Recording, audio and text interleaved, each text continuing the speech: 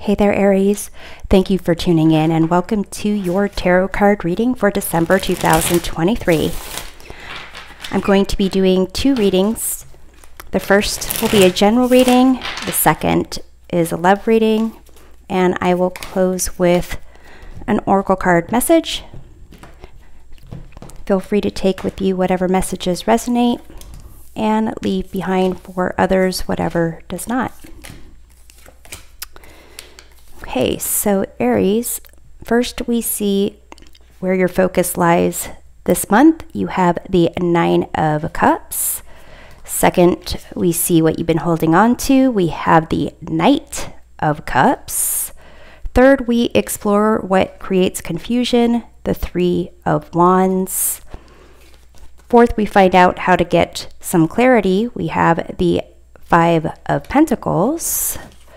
Fifth, we identify the best path forward, Queen of Cups. And finally, we reveal where this is all leading to. We have the Seven of Swords. At the bottom of the deck, the influencing energy of this reading, you have the Two of Cups. So some type of kind of partnership, dating situation, romance potentially. With the Nine of Cups, where your focus lies this month, it's a sense of fulfillment, kind of being happy and content with yourself. And in terms of what you've been holding on to, you've got this Knight of Cups. So this could be a person, like a romantic partner, someone that you're seeing or hoping will see you. And in terms of how that creates confusion for you, you have the Three of Wands. So really wanting to kind of explore something different or new, possibly even like travel, do something outside of your comfort zone. So in terms of how to get clarity, we have the Five of Pentacles. So perhaps looking at, if you've been looking at some things that haven't been working out for you, what you don't have, perhaps focusing on what you do have, or also a sense of like, whether or not your sense of happiness or value comes from how someone sees you versus how you see yourself. In terms of the best path forward, we have here the Queen of Cups. So that's a sense of really tapping into your emotions, being more kind to yourself, tapping into what it is that you want, what you need, and I would say just overall compassion for yourself and also for others. Where this is all leading you, you have the Seven of Swords here. This is a card of typically liar, stealer, cheater, but it also could be a sense of moving forward without really telling other people your plans, because here with this Three of Wands, a sense of how this Knight of Cups creates confusion for you. It could be to some degree like there's someone that you're in a relationship with or could potentially be in a relationship with, and you kind of moving on and doing your own thing, whether it is a physical move or, you know, doing travel or even connecting with different people. It's almost as if you're contemplating that, and this sense of kind of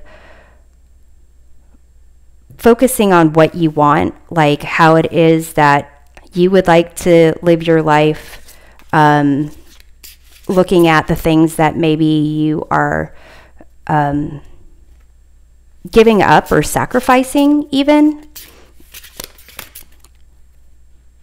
can really help you to decide, like, ultimately what is the best path for you, and is that something that you should do?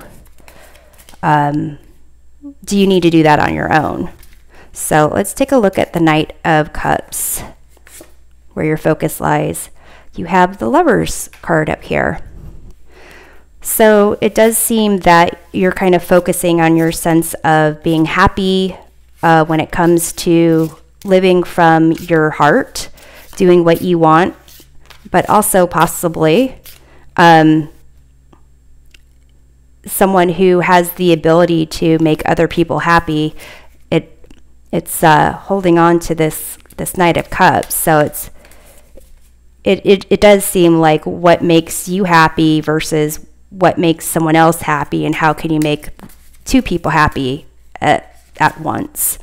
So here, what you've been holding on to, Knight of Cups, and it's clarified by the Four of Wands. So that is a card of, happy home, celebration, making a relationship official, moving in with someone. So let's see how that is creating confusion with this Three of Wands in terms of like what's ahead for you. We have the High Priestess, which is very similar to this Queen of Cups in terms of tapping into your emotions, trusting your intuition, trusting your gut. So it's almost a sense of your connection with this other person, how to advance your personal happiness and how to advance that relationship, is creating confusion about like which way to go for your future, and how much you kind of disclose, how much you share, how much you keep to yourself. So let's clarify the Five of Pentacles on how to get clarity. We have the Enchantment of Cups, which is the equivalent of the King of Cups. So you've got a lot of cups here. You pretty much have the Knight of Cups, Queen of Cups, King of Cups. So how you can get clarity is, it's almost kind of looking at how, if you are someone that is super compassionate and giving and supportive, how much is expected for someone to give or to give up for someone else.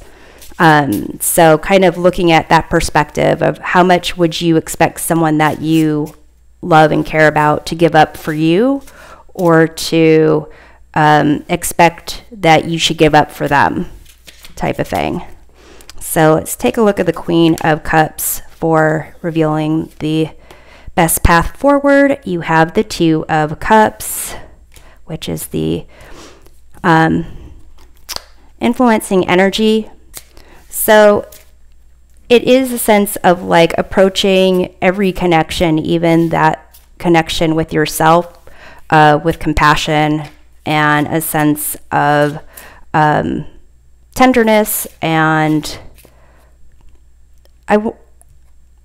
the word devotion comes up, but not in the word of devoting entirely, but devotion for being true to your emotions and being like true to the connections that you're building and creating. So let's take a look at the Seven of Swords for where this is all leading. You have the Eight of Cups. So this does kind of seem like this is leading to some kind of potential ending. And it doesn't necessarily have to be a bad ending. It doesn't have to necessarily be a bunch of drama. But something kind of almost something that you don't really need to tell everyone. For some of you, it could be an ending of a relationship, or it could even be like maybe for some of you, you know, you are moving to be with someone you love, and so you have to, you know, leave an employer, something along those lines. But it seems like ultimately what is happening here is a lot of concern about how what you want impacts someone else and their happiness. So let's get into this love reading. And this is going to be a bit quicker. I'm not going to be doing clarifications for this one. All right, Aries, so let's see how you see someone. You have the Death card, so a sense of change, possibly letting go of something in order for something new to come in. Let's see how they see you. We have the Temperance card, so they almost see you as someone who is helping them to kind of keep things together and have a sense of balance and peace. It's almost as if they see you as their like guiding light, their angel, someone who can help them figure out their path forward. So let's see how they feel about you. We have the Four of Pentacles. It's like they feel that they need you to provide them a sense of safety and stability and foundation. So let's see what they see happening between you two. We have the Knight of Cups. So it's almost kind of feeling like it's as if this reading is the perspective of this Knight of Cups that you've been holding on to. So kind of what they see happening between you is this emotional connection of, you know, both of you either falling in love, being in love, imagining a future together and what that would look like. So let's see what the challenge is. We have here the Queen of Wands. Okay, so the Queen of Wands, Aries, could be you, like you wanting to really be more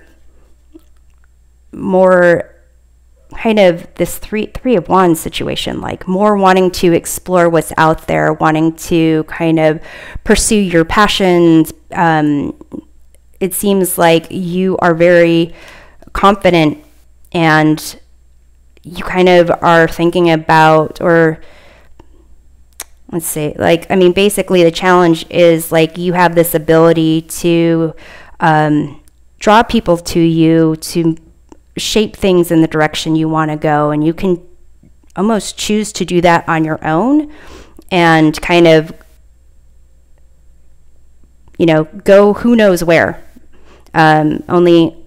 Only you can take a look at like really what your true desires are and where you could go. But for this person here, it's as if they want to make sure that they use that motivation, not make sure, but they have been, or they are relying on that motivation, your sense of being sociable, your sense of being able to like go after what you want to help them figure out what they want. So let's take a look at the potential outcome. We have the Six of Pentacles, and that's kind of a sense of like charity. So you can take that as it's making me think about this Five of Pentacles clarified by the King of Cups, and how to get clarity. So charity, clarity, it's almost as if for some of you, it's a recognition of knowing that you have a better ability and having a big heart, and just kind of saying, okay, I'm going to have less so that you can have more. For others of you, it's a sense of it's going to feel more transactional as time goes on, as opposed to a true heart connection. So let's see what holds power over this outcome. We have the sun here. So this fiery sun energy, this is about joy, passion, kind of really like living in the sun, in the sunlight, and living your life the way you want to live. Like it's almost like carefree and fun. And ultimately, it seems, Aries, like this is, you have a lot of power in this relationship. You know it, they know it, and you know, the best path forward for your general reading is this Queen of Cups, clarified by the Two of Cups. But again, that's not necessarily devotion for someone else, but it's also like devotion and coming from the heart, like devotion to yourself and making sure that you are addressing your needs first and foremost. Because in order for you to fill someone else's cup, you need to be fulfilled, genuinely fulfilled. Aries, I forgot to close off with an oracle card message, so here we go. This is for you. It says, let your personality shine. You have something no one else has that makes you who you are. Stop comparing yourself to others and allow your uniqueness to shine through. So, Aries, I hope this reading provides a helpful perspective of your month. We'll see you next time. Take care.